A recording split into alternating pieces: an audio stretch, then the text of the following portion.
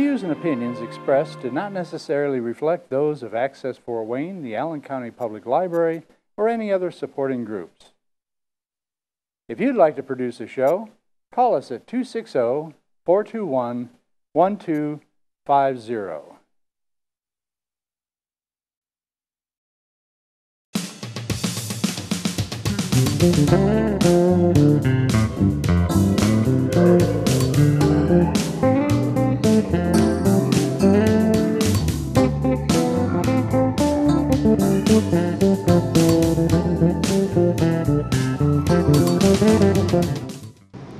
Hi again, everyone. I'm Mike Green, Public Information Officer in the Allen County Commissioner's Office, and welcome to Countyline, the program featuring news and information about Allen County and your county government.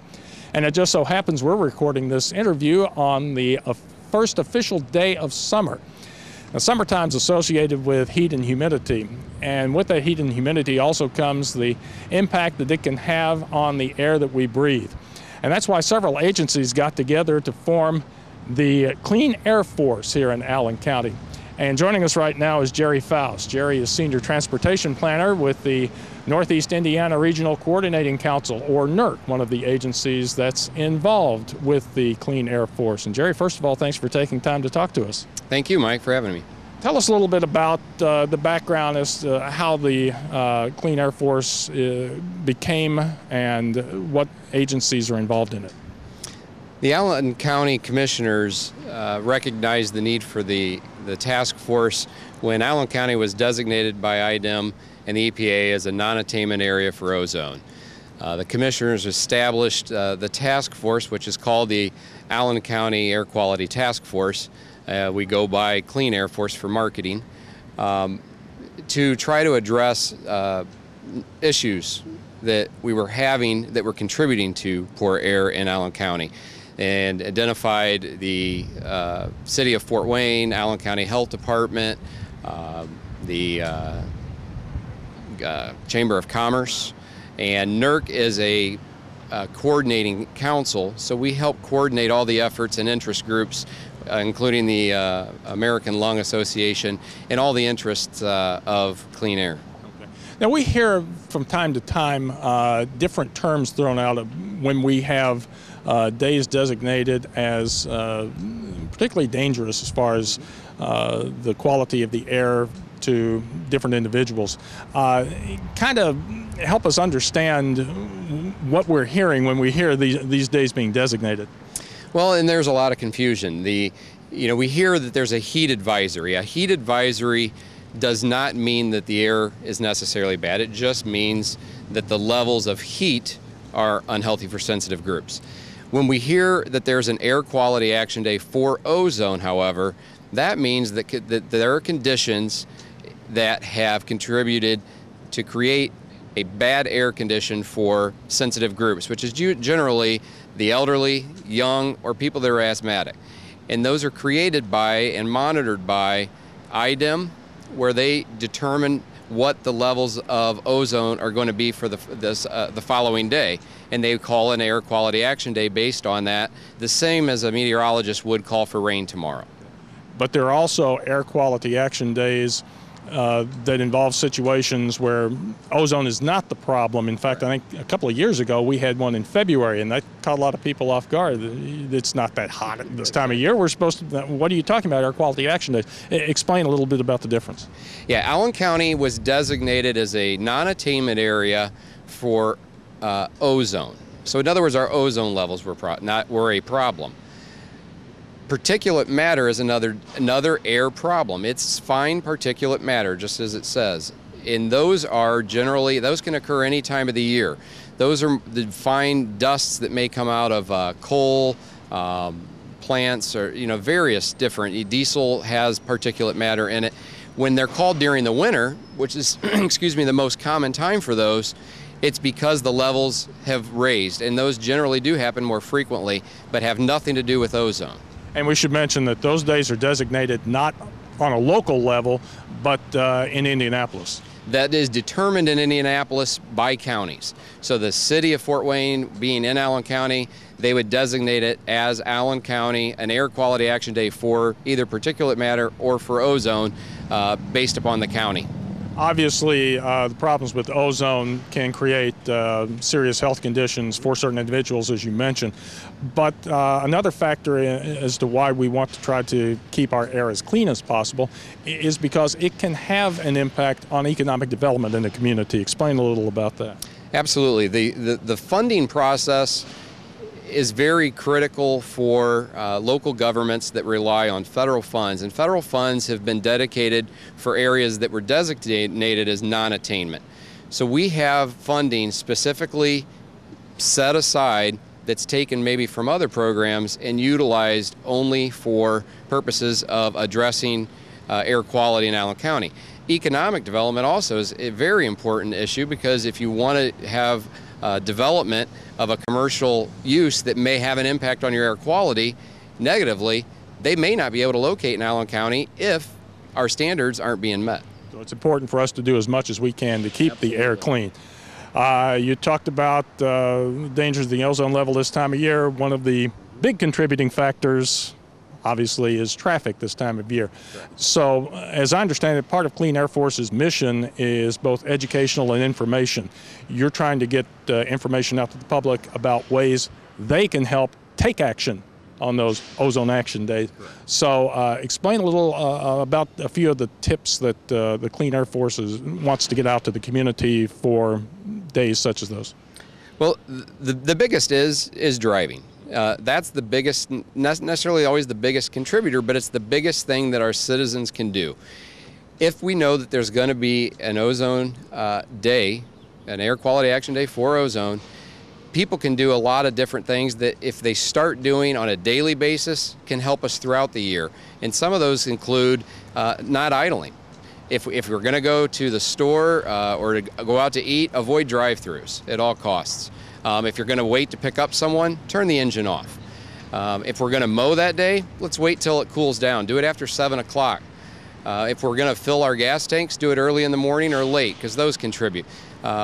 If we have to go somewhere, maybe decide let's walk or ride a bike or take public transit. All of those can help to reduce, and everyone does a little bit, we get a big impact. And one of the things we discussed last month on Countyline was the trail system that's growing here in the community, and the opportunity to take advantage of that could be of a big help to your organization. Absolutely. The trails we've got, a great network of trails and sidewalks that can, if utilized correctly and safely, get people just about anywhere in the city from the county. Well, we appreciate your time very much, Jerry. Thanks for joining us and explaining a little more about what to do when you hear about an action day, the difference between them, and the work that the Clean Air Force is doing. And you have a lot more information that's available on your website, correct? Correct. If anyone's interested in reading some more, the website is thecleanairforce.org. And not only a lot of information about tips that you can, things that you can do to help out, but also information about ozone and particulate matter and how that can affect your health. Good information, different links that you can find at the website. Thanks again, Jerry. Thank you. Well, we're now with Allen County Recorder John McGauley in his office, and we want to talk to you a little bit about neighborhood covenants, sort of the rules under which you and your neighbors agree to abide by in a neighborhood association or community. And John, first of all, thanks for taking time to talk to us. My pleasure. I appreciate the opportunity. Okay. Why does a person need to understand or know about what the covenants are for their neighborhood? Well, you hit on the most important point here. I mean, there's some very basic rules that people have to live by in most subdivisions. There are rules about swimming pools and swing sets and decks and things like that. And there are some pretty heavy-duty sanctions involved if you violate these rules. And covenants are kind of a mystery to most people. They don't even know where to find them, and that's why we've gotten involved, because we are the repository for all this information. Well, explain a little more about the mystery advisory. There shouldn't be that hard to find, I would think. But then again, why don't people know more about their covenants? Well, it's because nobody knows really where the source of this information is. You know, they might get a copy from their president when they move in. They might get one from the realtor. You know, they might get one from a neighbor. Might be out of date. Nobody knows, you know, where the root source is for this information, because it's, you know, let's admit it. You know, the recorder's office is a little obscure, and you know that's an important thing for us to go out and do, is to tell people that this is the root source of this information, and we've taken some steps to try to make that a little bit more easy to find. Isn't there a requirement that people have to get those covenants up front, say if they're looking to move into a neighborhood or buy a house? No requirement for that? Or? There's a little bit of an urban legend out there that says that you are required to receive a copy of these things when you move in, and it's really not the case. There's a checkbox on a disclosure form that you'll get from your realtor when you get involved in a home transaction, and really all it does is require a disclosure that there are covenants. It doesn't require that you get a copy. You're kind of on your own after you close on this, unless you make it, you know, part of the deal that you get a copy of the covenants. You're really on your own after you close, and as to finding out what those rules say. And sometimes I assume it depends on the neighborhood. They can be pretty simple or maybe pretty complex. In a lot of the newer subdivisions, they're almost the same. You know, these things don't get terribly creative, but you know, older subdivisions, really older ones. I mean, some of the ones in, you know, the core of Fort Wayne and other places, you know, their covenants were laid down in the 1920s or 30s, and you know, the ones that don't contain things that are flat out illegal anymore have lapsed long ago. So you know, where they're really old, they may not even be in place anymore. But subdivisions that have been built from the 50s and 60s on usually have some pretty stringent rules there. And these covenants are not just important for, say, the individual homeowner. They're important for the association too, because it gives both sides knowledge of what their rights are and what, like we said before, the rules are, so they both know where they stand. Well, one of the things that's laid out in covenants, you know, you mentioned the associations themselves, is the right to charge mandatory dues, which, you know, may get garbage picked up, may get snow collected, may do all kinds of things, maintain common areas. You know, it's the lifeblood for associations that actually have a job to do, and their right to collect those mandatory dues is laid out right there in those rules. So yeah, there are benefits to both sides. Now, obviously, as you just mentioned, the recorder's office is where you can go to find the covenants. If you're coming down here to do that, what do you do? If you come down here, if you come down to the office, really all you've got to do is sit down at one of our 14 public access PCs here in the office and search by the name of your subdivision. And it's a subdivision name. Sometimes the name of the subdivision and the association are the same. Sometimes they're not. You've got to look by subdivision. But you can also find those free of charge on the web. Okay. And that's what we wanted to demonstrate to folks. We want to give you an idea of how you go about finding that information online. And you've got just about every covenant, or do you have all of them? If we have a covenant on record in this office, it is available online. Last time we checked, there are 8,002, I think, copies of various covenants that we've recorded since, you know, the 1800s, and they are all available online. Anything you can find here in the office, you can find on the web. Okay, well, let's take a look and see what we're doing here. Okay, and the first thing, of course, the most important thing is to know where you're going, and you want to go to AllenCountyRecorder.us. That's the website address for the recorder's office. And once you are there, then what? Actually, you can take a shortcut if you want to. If you're just looking for neighborhood information, you can go to AllenCountyRecorder.us/neighborhoods, and it'll take you right to one little nook in our website. It's called our Neighborhood Resource Center. And if you're looking for neighborhood covenants, you'll just scroll down one link from the top of the page, and you'll see what's called Search Restrictive Covenants Online. Click on that and it'll bring you to a nice simple keyword search window where you need to know the name of your subdivision, but it's very simple. Like in my case, I live in Kensington Downs. I don't want to search too detailed here because it's going to show you everything, and you might opt yourself out of a search by looking with too much information. So I put in Kensington Downs, I clicked search, and now I come up with every document that's held in our office that might contain a restrictive covenant. Some of them are called restrictive covenants, but in a lot of cases with more modern neighborhoods, you might be looking for something that's contained in a plat document. So everything that might contain your restrictive covenants is available right here at the website. So what you'll do is you'll go into one that looks like it's promising. This is the one I'm looking for. Click on it, take a look around, and then you'll see a link here that says View Image. Click that. It's going to take just a second in a lot of these cases because some of these are very large documents. I picked one here that was pretty small, but if you pick up a plat document that's the one you need to see, it's going to take a second. They're pretty big documents. So what you're looking at here is a PDF of the actual document that's here on file in the recorder's office. Got all the recording information, got all the applicable signatures. Same thing you'd see if you had to come downtown. So I mean, there's really, if you're just looking for neighborhood covenants, you don't even need to come down here anymore. Let me ask you this. Let's say I need a covenant for some sort of legal matter that I've got involved.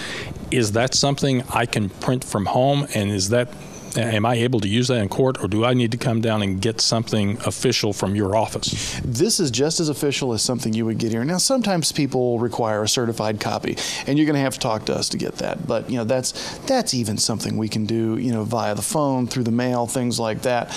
But this is, it's got the same recording stamps, the same recording information. My signature's on here somewhere if it's something we've done since I've been recorder. Previous recorders, this one's even got the auditor stamp on it and the auditor's signature. So this is exactly the same.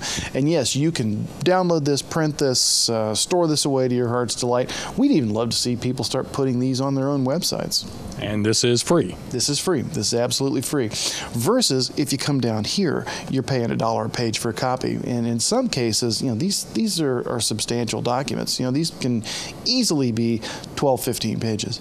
Okay, now let's go back to the main page because there seems to be like a lot of other stuff that's available to residents and neighborhoods. Tell us a little about what you have. Well, there is. We thought while we were at it, we'd try and be more useful. So what we've done here is, in addition to restrictive covenants, we've put a lot of information about City of Fort Wayne neighborhoods, Allen County neighborhoods, contact information, meeting schedules, and in these cases, these are links back to the Allen County and City of Fort Wayne websites. But we've also done something here where you look here and you see need to know the name of your subdivision, because I mentioned earlier that the subdivision search, the restrictive covenant search, you got to know the name of your subdivision.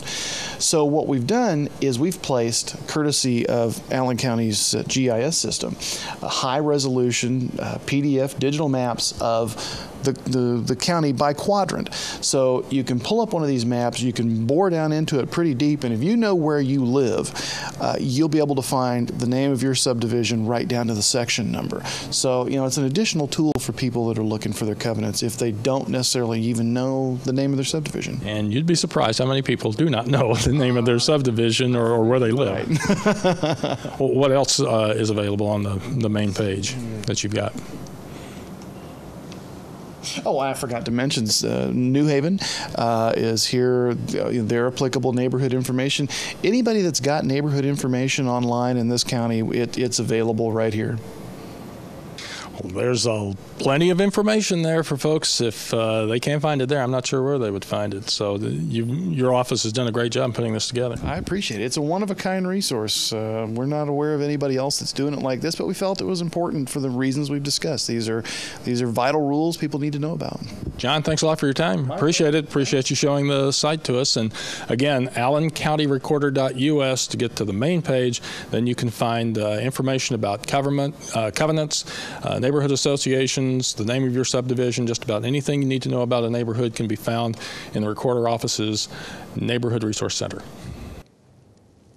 Well, we've seen some of the offerings that the Allen County Recorder's Office has online for our constituents here in the county. But the Allen County Assessor's Office also has a new program that's available through their website. And joining us now is Allen County Assessor Stacy O'Day, who's going to tell us a little bit about this new offering. It's called COMPS. Tell us what that stands for and what this will mean for our residents. Well, COMPS is an acronym for Comparable Online Multiple Property Search, and we're excited to release this to the citizens of Allen County so that they have the transparency to see the sales that were used when we developed their assessed values annually each year.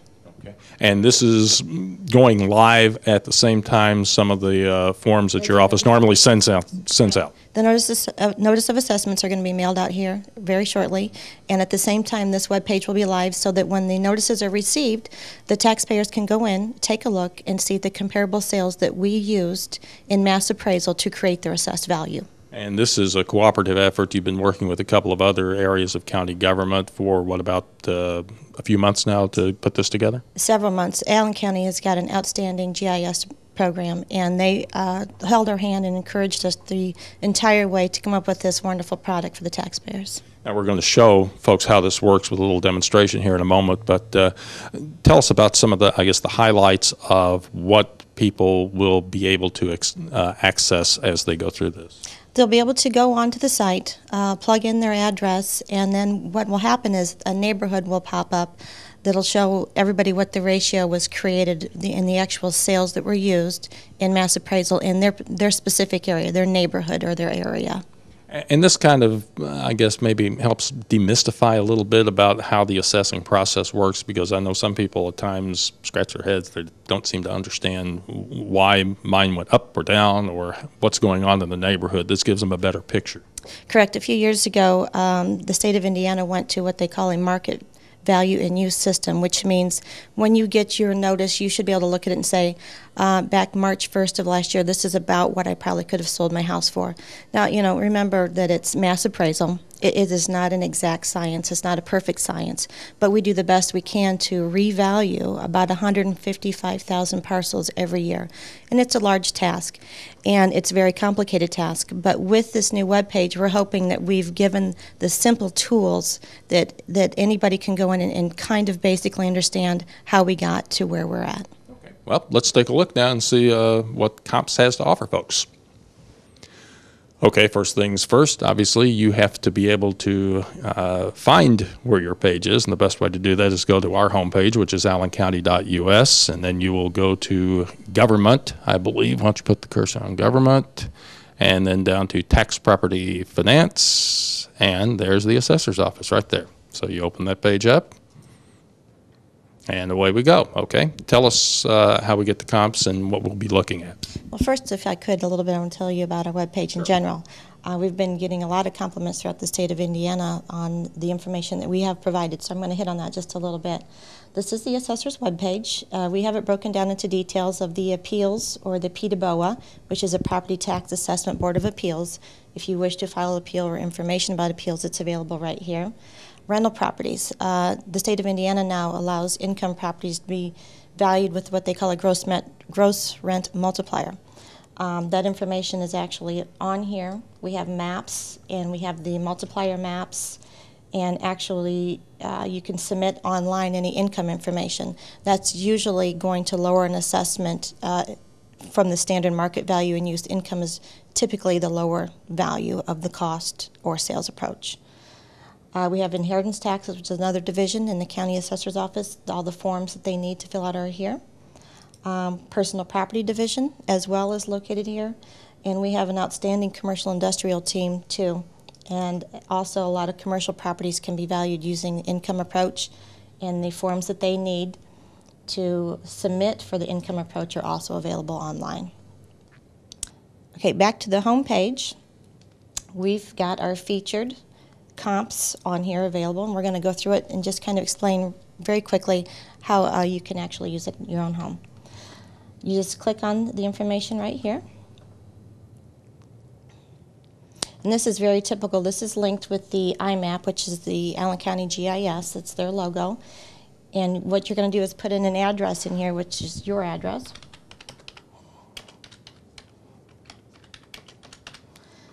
And the information come up. Click on the property that's available there, and then click on the little search button.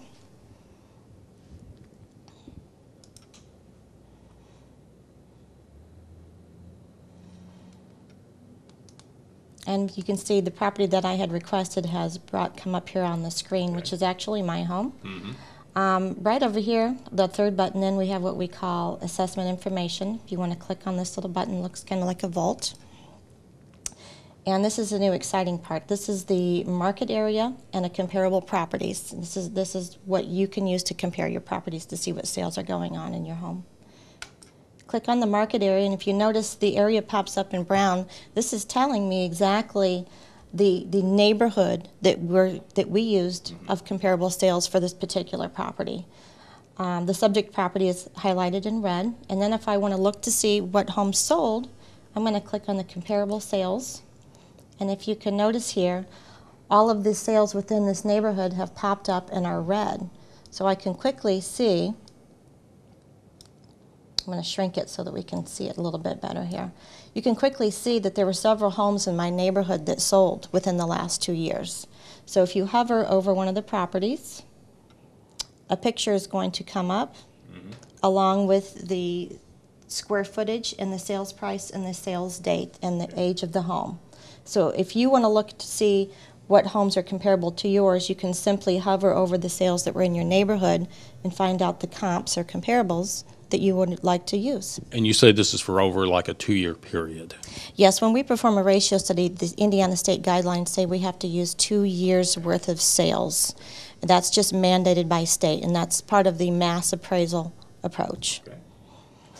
Okay, down here is the specifics to the property. We've got the parcel number, the address, the property class, what this actually means. This is a one-family dwelling, platted lot, built in 1996, the square footage, baths, land price, acreage, improvement value, and then the total sale price. And then over here, if you shrink the columns up, you can also move this back and forth if you need more information here. You can click on, if you're comparing the square foot price, the improvement value, you can click and it's going to sort by the data that you're looking at the top here. If I want to look to see what was the most expensive sale, I'm going to click this and it's going to sort it from highest to lowest. So then again, down here, you can look for if you click on this information, it's going to go to the property record card itself, which is kind of linked back to Patty. Right.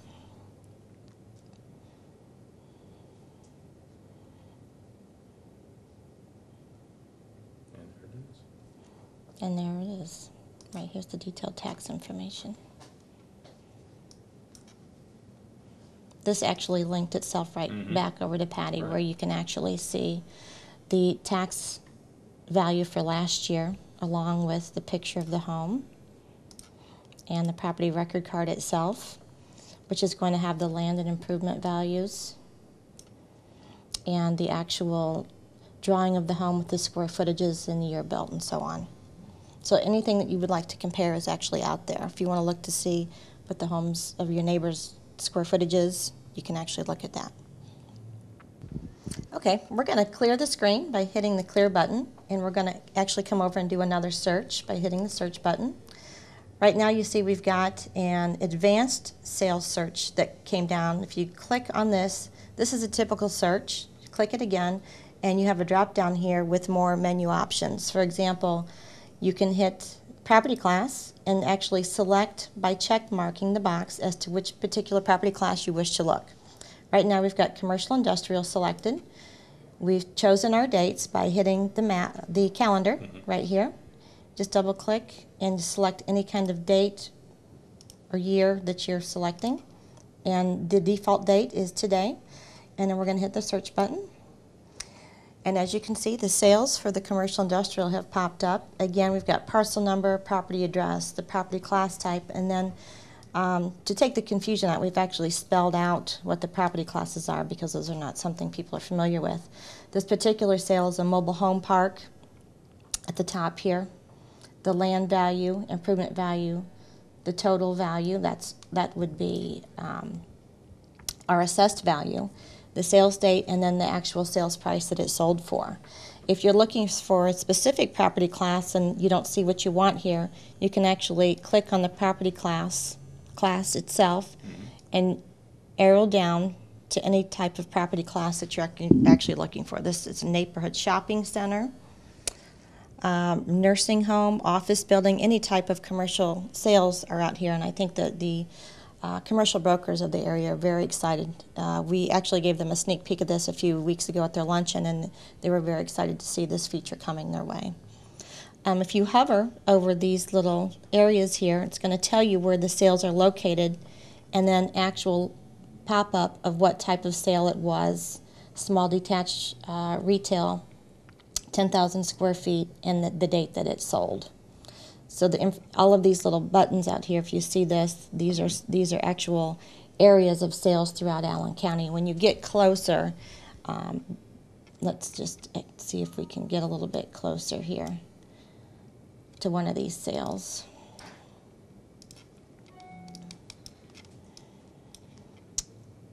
Here is a sale that we're showing right here. That was an office building. Also, along the lines with GIS, you can actually click onto the aerial button if you'd rather see that, and look to see the topography in the river. You can. I think the visuals are much better if you click on the aerial. And again, the information is hovering right over here. Also, for the commercial industrial clients, we're actually looking. We have different layers here, points of interest, the contours, township line, historical districts, subdivision, and important, zoning, parks, the floodplain. All these typical things can be used by the commercial folks by clicking on, turning them on. When you turn them green, you can actually see here that we just turned on the neighborhood association, so you can see where the different neighborhoods are. And again, just be careful of how many layers you put on there. The more layers you put on there, the slower the system could possibly be. Any other questions? There's a lot of good information out there for folks, and people should be aware. This is all public information. It's all public information, absolutely. And we are trying to be as transparent as possible so that the taxpayers can understand the task that's at hand. It's a lot of information. And if people are wondering, you'll have an explanation of how this works if they weren't able to keep up with everything we were doing here on video. Yeah, besides the video that we just showed you of hands-on, there's also going to be a little help button that you can click through with screenshots and helpful information to walk you through it. Stacy, thanks so much for being with us and for explaining the new system to folks. I think hopefully a lot of our residents and citizens will get a lot of good use out of this. Thanks again. Thank you. We're very excited to do it. Thanks. And before we leave you on this edition of County Line, we want to show you a new service that's being made available now through the Allen County Public Library, the City of Fort Wayne, and Allen County government. It's called Video on Demand, and it offers you the opportunity to watch some of the programming that we provide on public access television through your computer at your leisure, 24 hours a day, 7 days a week, anytime you'd like to watch. Now, the easiest way to get there is just to go to our website, which is allencounty.us, and we've called it up on the screen. And if you look over to the right-hand side down at the bottom, where we have our Twitter, YouTube, and Facebook links, there's also a link to Video on Demand. When you click on that, that will bring the service up to you. And as you can see, there are already several different programs that are up and available, videos that you can watch. Fort Wayne City Council, the Allen County Commissioners Meeting, Cable Fund Advisory Board with the city. As I mentioned, also the Allen County Public Library puts up a number of the video offerings that they have on public access television. If you're looking for something specific, say you're wanting just to see some of the county programming that's available, you can click here, go to county, and it will sort the programs for you that the county has put up. If you even want to go deeper into that, you can type a word such as council. If you're looking for county council meetings, and there are some of the county council meetings that are up. Normally, these go up somewhere 48 to 72 hours after the actual meeting has occurred. So again, if you go to allencounty.us, look for the video on demand link that we have. This offers you the opportunity to watch any of these meetings, again, at your leisure, at home. They are the meetings in full, also any other video offerings that we have, such as our County Line programs, will be put up in full. You'll be able to scan across to find specific areas in the meeting that you want to look at, but the meetings in their entirety are there. So if you happen to miss it on the public access television, you will have the opportunity to see it online on your computer, at home, at work, wherever you are, where you have access to the internet. So once again, go to www.allencounty.us, find the video on demand link, click on that, and check out this new service being provided free of charge to you. That does it for this edition of County Line. I'm Mike Green, the Public Information Officer in the Allen County Commissioner's Office. We hope to see you next time on County Line.